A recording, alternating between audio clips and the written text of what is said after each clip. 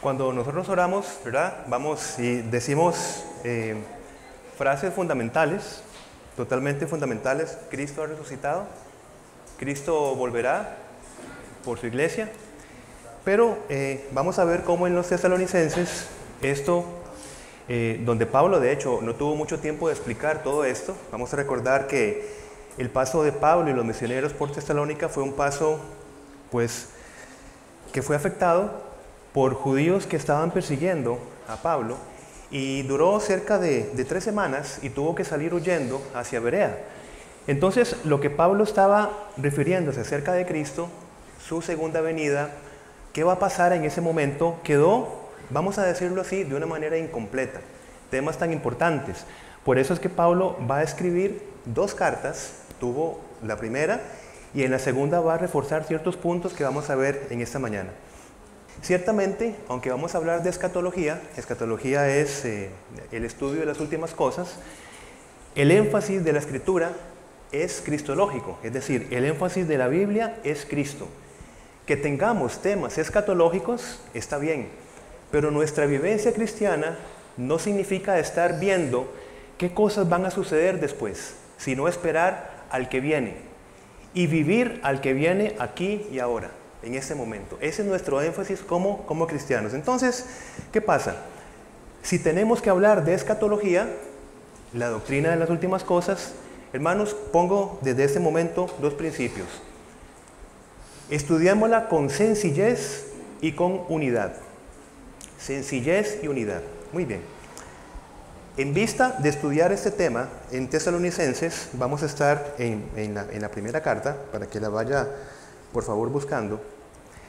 Vamos a empezar a hablar de esa unidad, acerca de quién es Cristo, que estaba siendo predicado para los tesalonicenses y que se predica para nosotros hoy.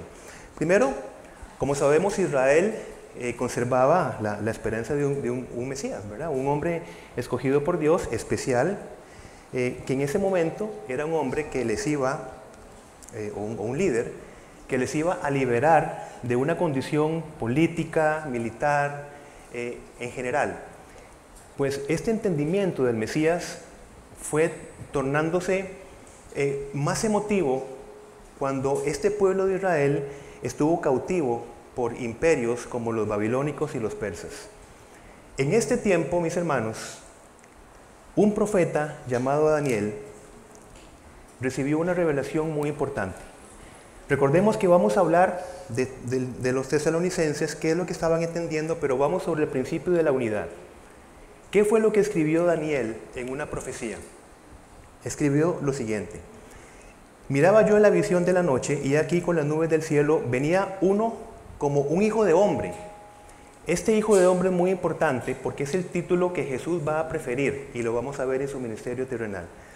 Que vino hasta el anciano de días, y le hicieron acercarse delante de él, y le fue dado dominio, gloria y reino, para que todos los pueblos, naciones y lenguas le sirvieran. Su dominio es dominio eterno, que nunca pasará, y su reino uno que no será destruido. Fue la visión que tuvo Daniel cuando se estaba pensando en el Mesías. Ahora, fíjense ustedes la dirección. Uno que venía como hijo de hombre, que vino hacia el anciano de días. La dirección aquí es muy importante, mis hermanos, muy importante. La visión no se refiere a uno que viene a la tierra, sino que va al anciano de días. Es fácil de verlo. Uno como hijo de hombre, es decir, una figura humana, está viendo Daniel como que va hacia el anciano de días. Y además, ese que va, dice, se le ha dado gloria, se le ha dado dominio, y se le ha dado un reino eterno. Impresionante, porque en ese contexto de Isaías, el Señor va a decir en Isaías 42:8, yo Jehová, este es mi nombre, y a otro no daré mi gloria, dice Jehová. Y en esta visión, uno que va hacia el anciano de días. Vamos a ver por qué estamos hablando esto. Este primer evento profético se va a cumplir, ¿cuándo creen ustedes? Cuando Jesucristo resucita y viene esta palabra en Hechos 1:9. Y habiendo dicho estas cosas, viéndolo ellos, fue alzado y le recibió una nube que le ocultó a sus ojos. Ese es el que va hacia el anciano de días. Esta es la profecía cumplida de Daniel. Yo vi uno que va hacia el anciano de días. Y los discípulos quedaron perplejos viendo a aquel que era ascendido y era llevado hacia donde estuvo eternamente y a donde estará eternamente, en la posición de gloria. ¿Verdad?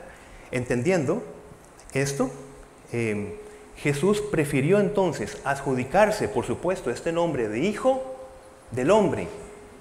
Aquella visión que tuvo Daniel estaba en medio del pueblo de Israel en ese momento. Y de hecho, leyéndoles algunas citas, dice Jesús: ¿qué tal si vieran al Hijo del Hombre subir donde antes estaba? Lo dijo en Juan 6:62.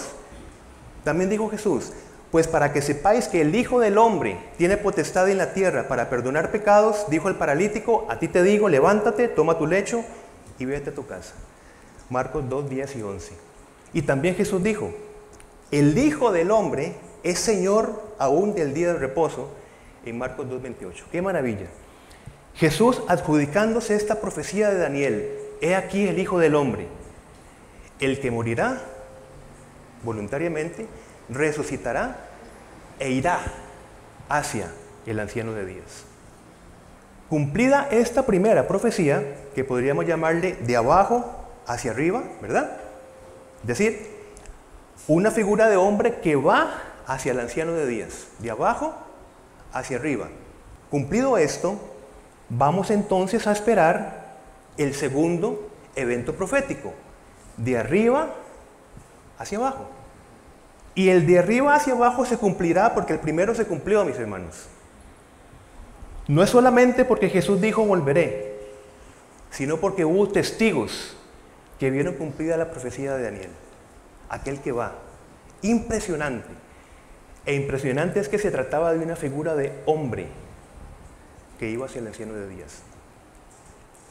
El versículo después, que habla de lo que vimos de que iba hacia, inmediatamente dice, el versículo 11, varones galileos, ¿por qué estáis mirando al cielo? Este mismo Jesús que ha sido tomado de vosotros al cielo, así vendrá como le habéis visto ir al cielo. ¿Cómo le vieron? Visiblemente, audiblemente y en su gloria. Y en esa misma dirección vendrá de una manera visible, audible y en su gloria. Así como le habéis visto irse, le veréis regresar. Tenía otra vez que cumplirse el primer evento profético para que esperemos nosotros el segundo evento profético. Dijo Jesús: cuando el Hijo del Hombre venga en su gloria y todos los santos ángeles con él, entonces se sentará en su trono de gloria y serán reunidas delante de él todas las naciones, y apartará los unos de los otros como aparta el pastor las ovejas de los cabritos. Esto lo dijo Mateo 25, 31 y 32. Esta llegada visible, esta llegada en su gloria, audible, todo ojo le verá, dice la Escritura, es lo que nosotros llamamos o sabemos decirle parusía. Parusía evidentemente es una llegada, pero más que llegada es presencia. Una presencia que ya no se va a interrumpir. Estuvo entre nosotros primero, en su primera venida, pero se interrumpió de alguna manera con la muerte y con la resurrección. Pero en la parusía, ya esta venida, esa presencia será perpetuamente, para siempre. Muy bien. De hecho, las últimas palabras de Jesucristo, registradas en Apocalipsis, es: ciertamente vengo en breve. Es lo que dice la Escritura. Todo esto, como estamos hablando de cristología, con algunos temas de escatología, todo esto era lo que Pablo estaba predicando en muy poco tiempo a los tesalonicenses. Imagínense ustedes, primero, predicar que aquel que había sido maldecido en muerte de cruz, primero, ese era el Mesías. Y después, que este Mesías vendría con gloria y vendría a resucitar a muertos y a transformar a vivos. Eso es lo que vamos a ver en esta mañana. La pregunta sería: ¿cómo vivir junto a la expectativa del regreso de Jesucristo? ¿Qué es lo que acabamos de hablar? En pocos minutos estamos hablando que aquel que fue al anciano de días, ese mismo regresará. Es un evento no solamente de nuestra fe, sino histórico. El punto es, ¿cómo vamos a vivir nosotros con esa expectativa? Que ese es el mensaje tanto para los tesalonicenses como para nosotros hoy. Y el mensaje es que nos mantengamos constantes en la esperanza de esa presencia permanente de Jesucristo, que va a venir constantes. Vamos a desarrollarlo. Dice en Lucas 24, ya vamos a entrar a Tesalonicenses y vamos a ver los enlaces. Básicamente Lucas está diciendo que después que pasó este evento, cuando fue ascendido, cuando el Hijo del Hombre fue al anciano de días, ¿cuál fue la condición? Ellos, después de haberle adorado, volvieron a Jerusalén con gran gozo. Hermanos, el punto es que Jerusalén en ese momento no era precisamente como el mejor lugar para estar gozosos, ¿verdad? Para mantener un gozo, quiero decir. Porque estaba toda la expectativa de la muerte de Jesucristo, la persecución de los creyentes y cómo podían mantenerse ellos en un gozo yendo justamente a Jerusalén, el centro de todos estos conflictos, ¿verdad? Entonces, aquí es donde vamos a empezar a sacar nosotros principios. Vamos a Primera de Tesalonicenses. Espero hacerme entender el punto. 1, Cristo vendrá. Cristo vendrá no solamente porque lo dijo, que sería suficiente, sino porque se cumplió la primera profecía y por tanto se cumplirá la segunda. Esperamos entonces el regreso de nuestro Señor Jesucristo, ¿verdad? Y esto, muy bien, esta información que tenemos, ¿cómo debería de impactar nuestra vida? Otra vez, este conocimiento doctrinal, ¿cómo nosotros somos llamados a vivir alrededor de esta noticia? ¿Para qué nos sirve saber esto? ¿Bien? ¿Y cómo mantener nosotros la constancia del gozo de que Jesucristo vendrá ya de manera permanente con su pueblo? Esa es nuestra esperanza. Vendrá de manera permanente. Ya no se irá más. Y habitará perpetuamente con su pueblo, con los redimidos. Esto es motivo de gozo si lo escuchamos hoy. Pero posiblemente va a estarse diluyendo con las tribulaciones y problemas de nuestra vida. Ahora, ¿cuál mensaje era el que Pablo le estaba dando justamente a los tesalonicenses? Que se mantuviesen constantes en esta palabra. Dice, primero, vamos a 2:13. El primer principio sería Primera de Tesalonicenses 2:13. ¿Cómo esperamos en constancia la venida de nuestro Señor Jesucristo para mantener ese gozo? Lo esperamos confiando en la veracidad de la palabra de Dios. Confiando en que la palabra de Dios revela la voluntad perfecta de Dios. Vean ustedes en 2:13.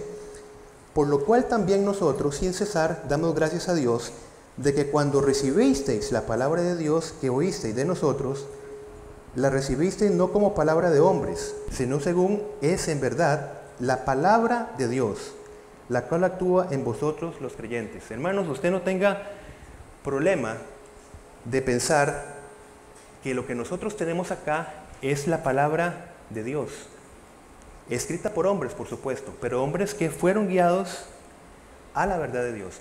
Que a partir de aquí hayan teologías e interpretaciones equivocadas, estoy totalmente de acuerdo. Una cosa es la revelación y otra cosa es la teología, las interpretaciones.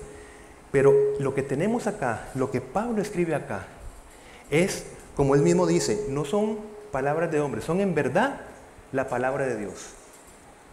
Sabiendo que nosotros tenemos una verdad a la cual depositar y confiar nuestra vida, hermanos, esto es para que nosotros vivamos en una constancia, en una esperanza de que tenemos, mientras Cristo viene, una guía y una luz acá. Por consiguiente, ¿cuándo creen ustedes que se perderá la esperanza y el gozo? Cuando empezamos a dudar de la palabra de Dios. La pregunta es, ¿y a dónde iremos entonces? Tal vez podemos ir a Nostradamus, tal vez podemos ir a mensajes extraterrestres, tal vez podemos ir viendo apariciones de vírgenes por allí que nos están dando esperanzas escatológicas. ¿A dónde vamos a ir? Buscaremos la respuesta en el mismo ser humano, a través de una meditación profunda y una iluminación. ¿A dónde vamos a ir?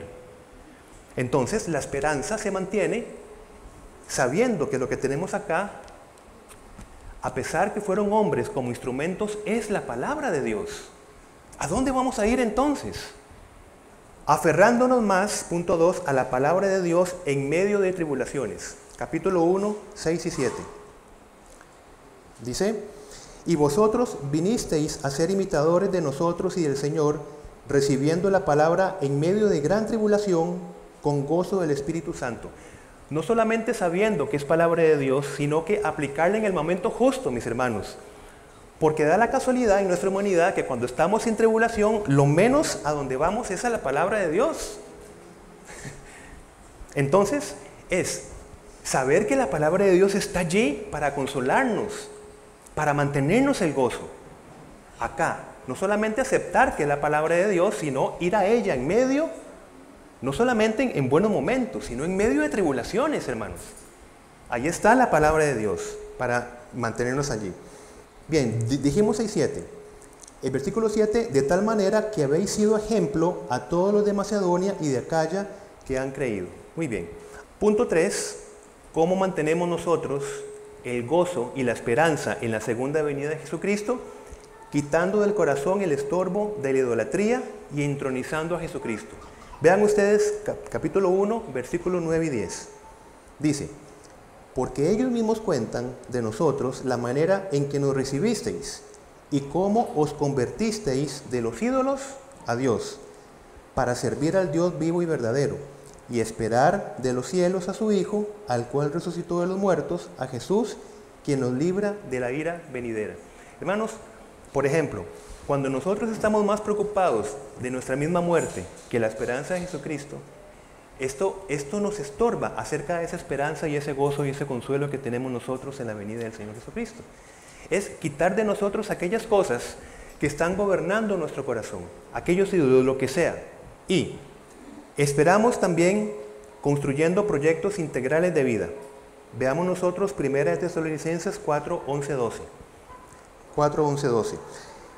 Y que procuréis tener tranquilidad y ocuparos en vuestros negocios y trabajar con vuestras manos de la manera que os hemos mandado, a fin que os conduzcáis honradamente para con los de afuera y no tengáis necesidad de nada. Es decir, la venida de nuestro Señor Jesucristo, como una época, las personas empezaron a vender todo, despreocuparse de todo, y ahora aquí lo único que importa es predicación del reino. Por supuesto que es así, pero no significa el descuidar nuestra vida integral, descuidar nuestras necesidades, por ejemplo, emocionales, relacionales, materiales, intelectuales. Así se espera mejor al Señor. Esperémoslo integralmente, desarrollándonos integralmente, porque somos seres integrales. Esto que estamos hablando es esa relación entre hermanos. Nosotros vamos a tener más consuelo en nuestra vida en tanto nosotros vayamos instruyéndonos más. Conforme más instrucción tengamos nosotros de la palabra, así más consuelo tendremos, más verdadero consuelo tendremos. Los tesalonicenses no ignoraban acerca de la segunda venida. De hecho, vean en 1:9, por favor. Dice, porque ellos mismos cuentan, 2:19, porque ¿cuál es nuestra esperanza o gozo o corona de que me gloríe? ¿No lo sois vosotros delante de nuestro Señor Jesucristo en su venida? Es decir, Pablo estaba predicando ya la segunda venida de Jesucristo. Lo que pasa es que esa prédica no fue completada. Vean ustedes, por ejemplo, en el 3:10, aunque forma parte de una pregunta, me interesa la última parte. Dice, orando de noche y de día con gran insistencia para que veamos vuestro rostro y completemos lo que falta a vuestra fe. El principio que quiero sacar es que esta fe necesitaba ser completada en los tesalonicenses, y conforme más fuese completada, mayor era el consuelo que ellos iban a tener. ¿Sí me explico con esta frase? Conforme ellos iban siendo consolados en la palabra, ellos iban siendo, teniendo más esperanza, más firme la esperanza. Por eso les digo que uno de los grandes problemas es la ignorancia. Desde la ignorancia nosotros podríamos estar con muchos temores que la palabra en ningún momento nos lleva a sostener y a mantener, que vamos a reforzarlo en la segunda parte. qué va a pasar con nosotros los creyentes cuando muramos, ¿verdad? ¿Cómo sabemos que todos van a resucitar? Bueno, como hemos dicho en la primera parte, dice Pablo, lo cierto es que Cristo ha sido levantado de entre los muertos como primicias de los que murieron. ¿Qué pretendo yo en estas dos partes, mis hermanos? La primera parte, primero, es que se concentren. Y segundo, es que empecemos a ver los beneficios de la venida de Jesucristo y que sepamos firmemente que el Señor vendrá por su iglesia. Y que estemos constantemente pensando y reflexionando acerca de este principio. Ya en la segunda parte veremos otras cosas que Pablo completó. Pero, ¿por qué Cristo resucitó?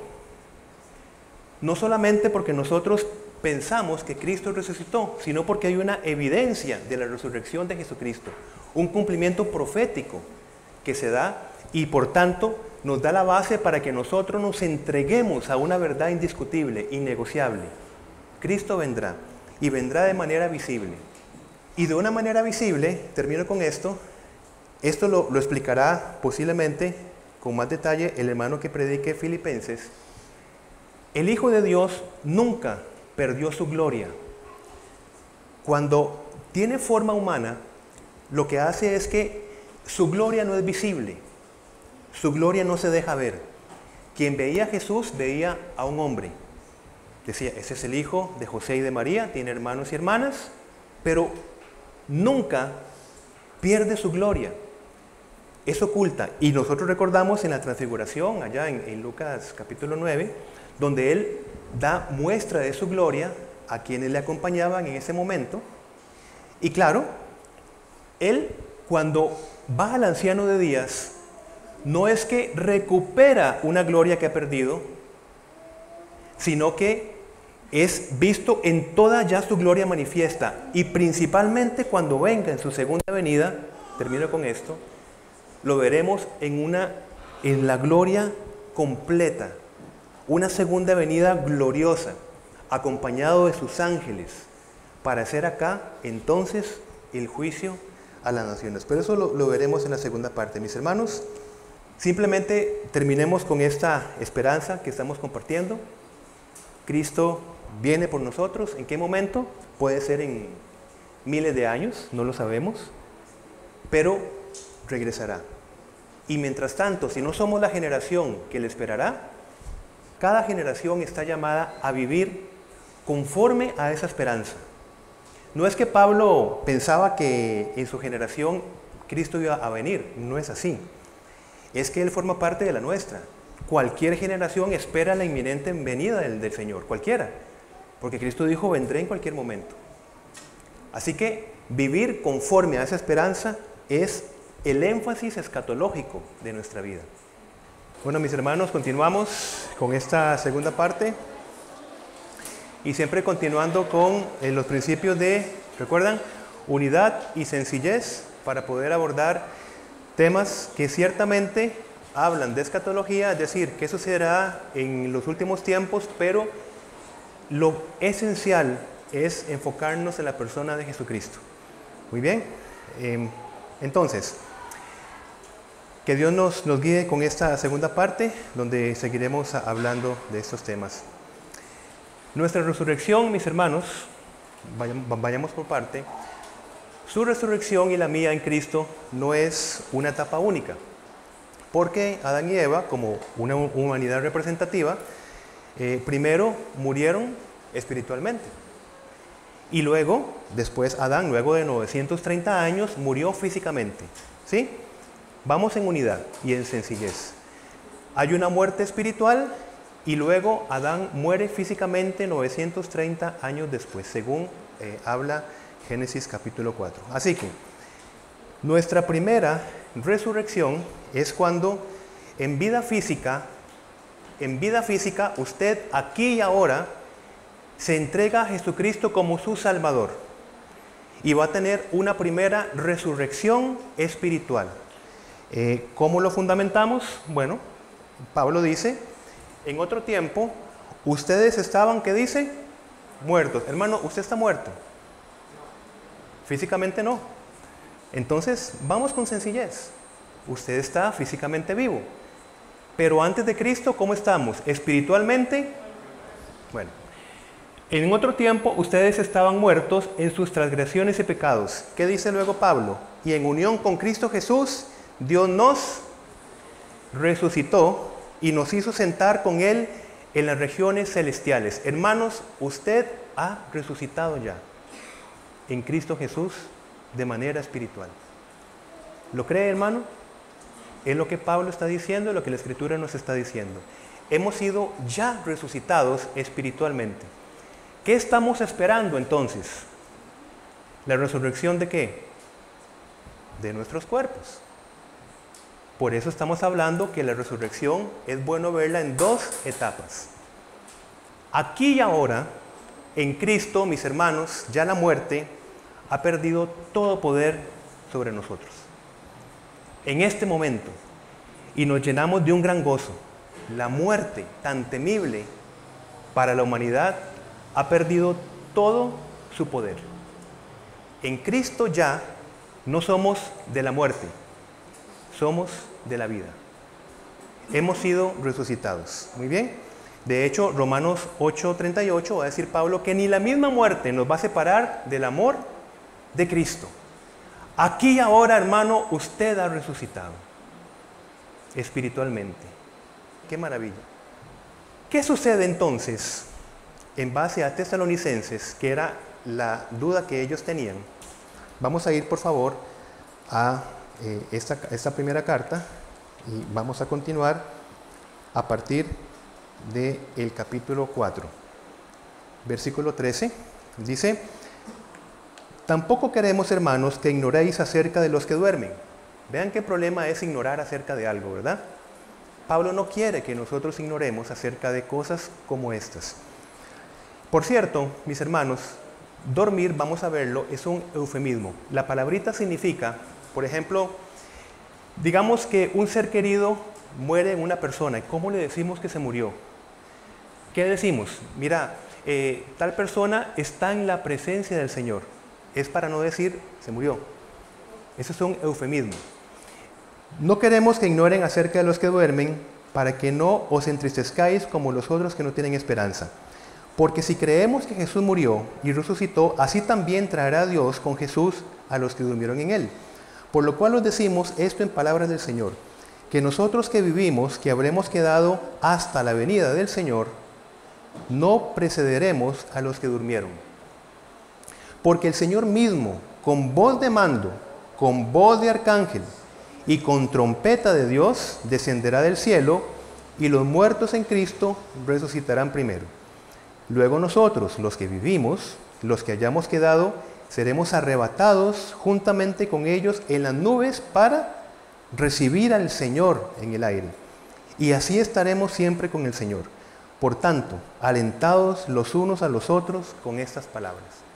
Vamos a compartir esta esperanza tan maravillosa que recibieron los tesalonicenses en ese momento y que es consuelo para nosotros hoy.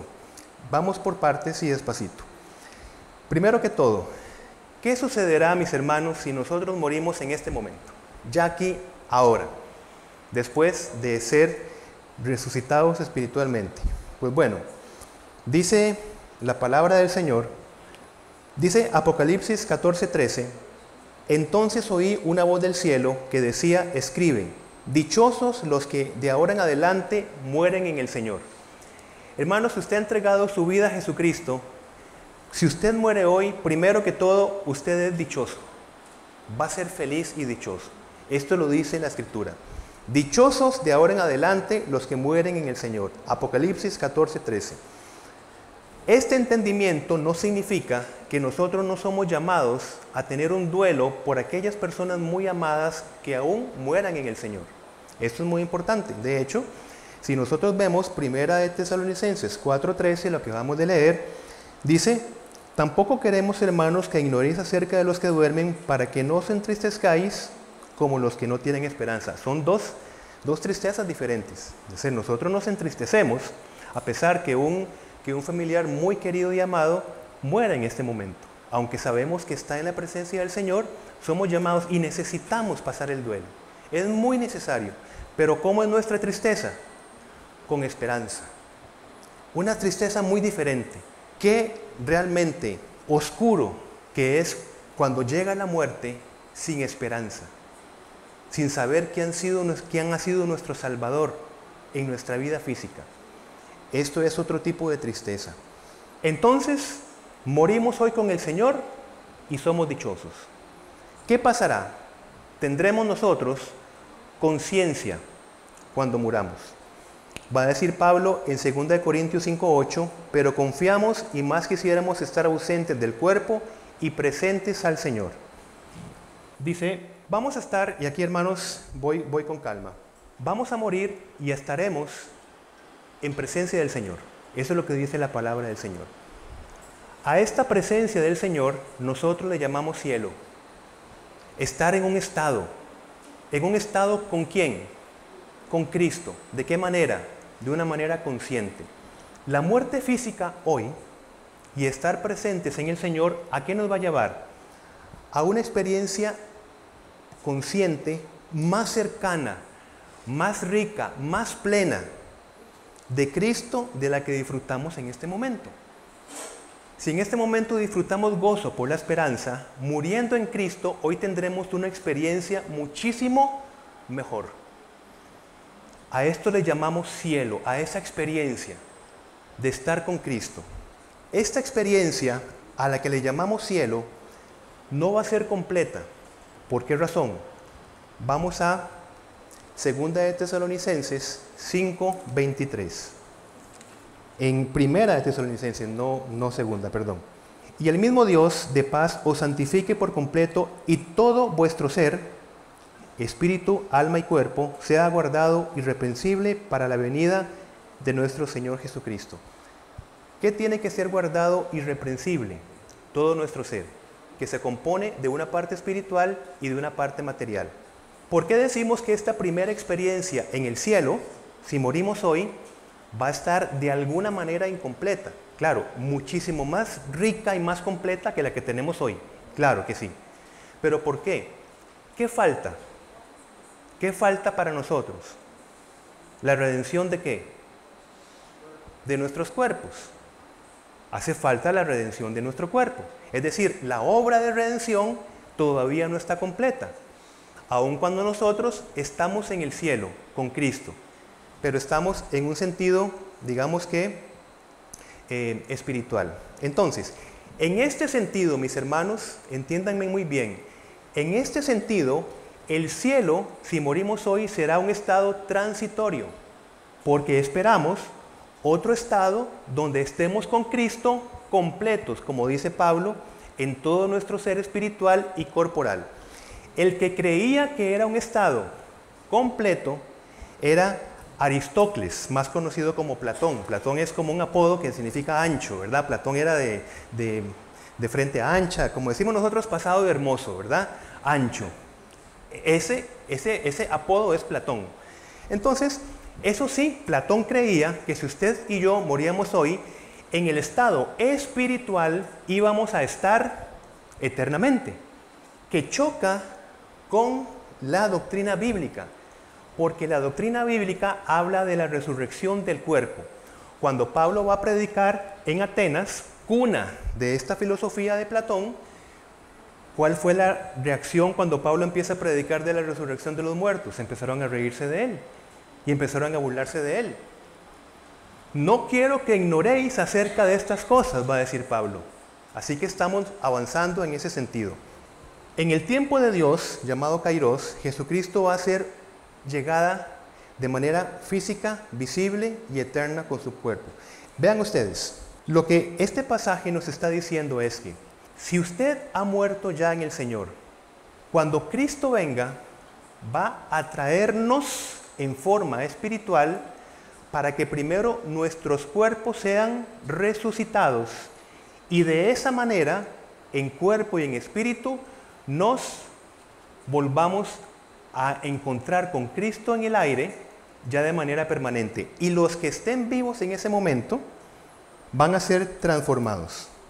Vamos a leerlo de nuevo. Miren, versículo 16. En Primera de Tesalonicenses, capítulo 4. Porque el Señor mismo con voz de mando, con voz de arcángel y con trompeta de Dios descenderá del cielo, y los muertos en Cristo resucitarán primero. Claro, esto va a ser en un abrir y cerrar de ojos. Aquellos que han muerto en Cristo hace ya muchos años, sus cuerpos van a ser glorificados, resucitados y glorificados, y se unirán con esta parte espiritual de este primer cielo que viene con Cristo. Y los que estén vivos, ¿qué pasa? Sus cuerpos no van a ser resucitados, van a ser transformados en un cuerpo glorioso. Síganme con atención esto. Este segundo estado, cuando ya estemos en cuerpo material, es donde podríamos decir que entramos en un cielo permanente. Es decir, en una presencia de Cristo de forma permanente y plena. ¿Por qué plena, mis hermanos? Porque ya estaremos completos en nuestro ser espiritual y en nuestro ser material. Y este evento permanente se va a acompañar, ojo, con una nueva transformación de toda la creación. Cosa que no va a pasar en el cielo primero, donde vamos a estar de forma transitoria. La creación no va a ser transformada. Pero cuando nosotros tengamos nuestros cuerpos espirituales, toda la creación, cielo y tierra, va a ser nueva y viviremos de esa manera, en ese estado, perpetuamente con Cristo. Y ahora sí, completamente en todo nuestro ser espiritual y material, viviremos con Cristo. Va a decir Pablo algo muy interesante. Pablo va a hablar de un cuerpo espiritual. Va a decir, pues así como hay cuerpos naturales, también hay cuerpos espirituales. ¿Qué es un cuerpo espiritual? Un cuerpo espiritual que usted y yo tendremos no es un cuerpo no material. Significa un cuerpo que va a tener la misma inmortalidad que el espíritu. Usted tendrá y yo en Cristo un cuerpo espiritual. Otra vez, si Platón pensaba que el espíritu es inmortal, Jesucristo nos está diciendo que no solamente nuestro espíritu es inmortal, sino que nuestros cuerpos serán inmortales. Y a este entendimiento le llamamos un cuerpo espiritual. Miren ustedes, también hay cuerpos espirituales. ¡Qué maravilla! Viviremos en cuerpo y en espíritu, en cuerpo físico, en un cuerpo espiritual. ¿Qué significa este cuerpo? Que ya no se va a corromper nunca más, porque la acción del pecado ya no estará más. Todas las cosas serán nuevas. Y así nosotros, en este estado, estaremos ahora sí disfrutando de un cielo, presencia de Dios, de manera permanente. ¿Entendió lo que acaba de escuchar, mi hermano? Si usted muere en este momento y su cuerpo no ha sido redimido, usted está en un cielo transitorio, llamado a un cielo o estado permanente. ¿Cuándo va a ser eso? Cuando Cristo regrese y tome su cuerpo, lo resucite y lo convierta en un cuerpo espiritual. Cuando nosotros hablamos de doctrinas de las últimas cosas, mis hermanos, es importante que nosotros enfaticemos aquellas, y esto para los grupos de oración me parece importante, aquellas doctrinas que son las más sencillas y fundamentales. Quiero decir, una doctrina fundamental es una doctrina, digámoslo así, innegociable. Por ejemplo, Cristo resucitó de los muertos. ¿Se puede negociar con eso? No, porque vana sería nuestra fe. Cristo regresará por su iglesia. ¿Es una doctrina fundamental? Por supuesto que sí. Y luego veremos cómo habían otros que estaban negando, primero la resurrección corporal de Cristo y luego su segunda venida. Pónganme en atención acá, por favor. El cuándo vendrá Cristo, si vendrá antes de una gran tribulación o después de una gran tribulación, no es doctrina fundamental. Es una posición escatológica.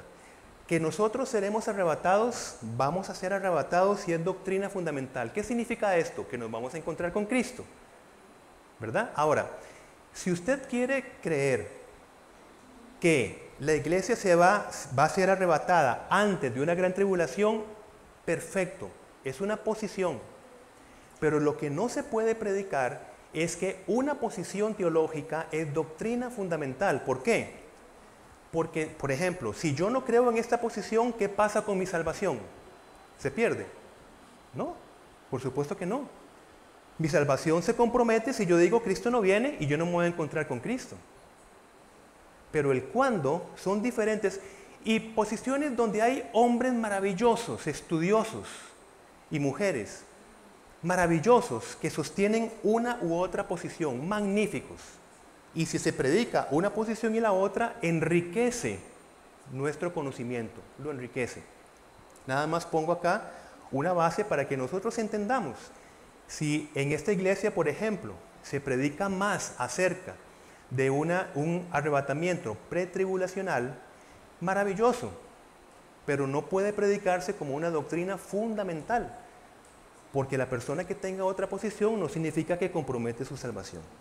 Tendremos tiempo luego para dudas y consultas, que en grupo pequeño me parece que con sabiduría, hermanos, y bajo el principio que les puse al principio, sencillez y unidad, sencillez y unidad, enfoquémonos en los aspectos fundamentales. Si un creyente se distancia de otro por una posición teológica, cuidado, porque Cristo, digamos, no nos llama a su iglesia a estar divididos. ¿Estamos de acuerdo con esto?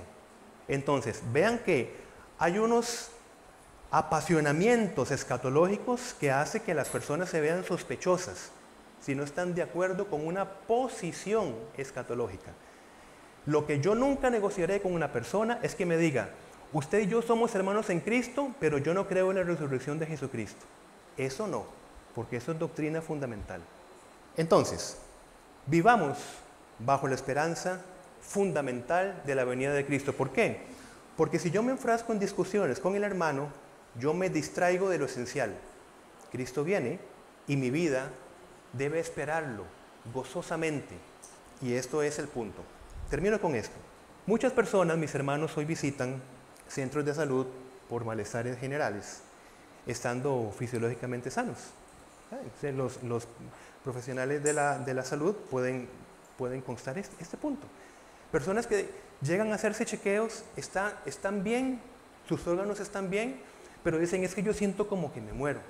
Siento una ansiedad y me siento mal en general, no sé cómo explicarlo. Miren, muchas veces esto es una pérdida de sentido y de esperanza en su vida.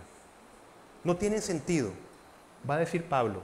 Si la esperanza que tenemos en Cristo fuera solo para esta vida, seríamos los más desdichados de todos los mortales. Reflexionar acerca de lo que Cristo ya hizo por nosotros, por usted y por mí, sin que nosotros lo mereciéramos, porque nosotros somos coherederos con Cristo. Si Cristo ha recibido un cuerpo glorioso, que le dijo a los discípulos en Juan, tóquenme, yo no soy un fantasma, tóquenme, miren que tengo huesos. Y uno ve estas cosas y, hermanos, le doy un pequeño consejo, déjelo hasta ahí, no especulemos más. Vivamos la escatología según lo que está claro en la Escritura. Y rechace usted ideas que pueden ser muy curiosas, pero llenas de problemas. Deje allí. ¿Por qué? Porque el énfasis escatológico no es estar descubriendo los mensajes secretos de la Escritura, sino la esperanza que tenemos. No necesitamos entender. Usted necesita entender una cosa. Usted era pecador o pecadora. Cristo nos declara justos, como nos dice el pastor, nos recuerda el pastor. Usted ya en Cristo y yo tenemos vida eterna. Y la muerte aquí y ahora no tiene poder sobre usted. ¿Qué más necesitamos saber, mis hermanos? ¿Qué otros malabarismos escatológicos necesitamos descubrir? Hasta ahí está bien y es suficiente para un cristiano maduro. Un cristiano maduro. Y ese mensaje, si se proclama al mundo, es el mensaje que gana almas, no los otros mensajes que uno dice, ¿será o no será? Pero qué raro, aquel dice tal cosa y este dice tal cosa. Aquel interpreta un verbo como tal cosa y este como lo otro. Aquel dice que predica doctrina fundamental y aquel también. Ese es el problema que tenemos. Entonces, primero entendamos que es doctrina fundamental vivamos a la luz de esa doctrina fundamental y prediquemos esa doctrina fundamental. Así que, quien tiene un porqué para vivir, puede soportar cualquier cómo.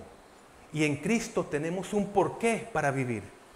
¿Saben qué pasa, mis hermanos? En Cristo superamos algo. El peor de los sufrimientos es cuando padecemos sin sentido. El sufrimiento más agudo es cuando una persona sufre sin un propósito. Por eso es que terminamos con estas palabras de Pedro. Y para cerrar, esta mañana lo que hemos hecho es tratar de meternos en el contexto de Tesalonicenses, donde ellos estaban perdiendo la esperanza en medio de un contexto de mucho sufrimiento. Así que vamos a terminar con lo que también va a decir Pedro: que toda la alabanza sea para Dios, el Padre de nuestro Señor Jesucristo. Es por su gran misericordia que hemos nacido de nuevo, porque Dios levantó a Jesucristo de los muertos. Ahora vivimos con gran expectación y tenemos una herencia que no tiene precio, una herencia que está reservada en el cielo para ustedes, pura y sin mancha, que no puede cambiar ni deteriorarse. Por la fe que tienen, Dios los protege con su poder hasta que reciban esta salvación, la cual está para ser revelada en el día final, a fin de que todos la vean. Así que alégrense de verdad. Les espera una alegría inmensa, aun cuando tengan que soportar muchas pruebas por un tiempo breve. Hermanos, que este mensaje, a partir de hoy, le dé a su sufrimiento un sentido y un propósito.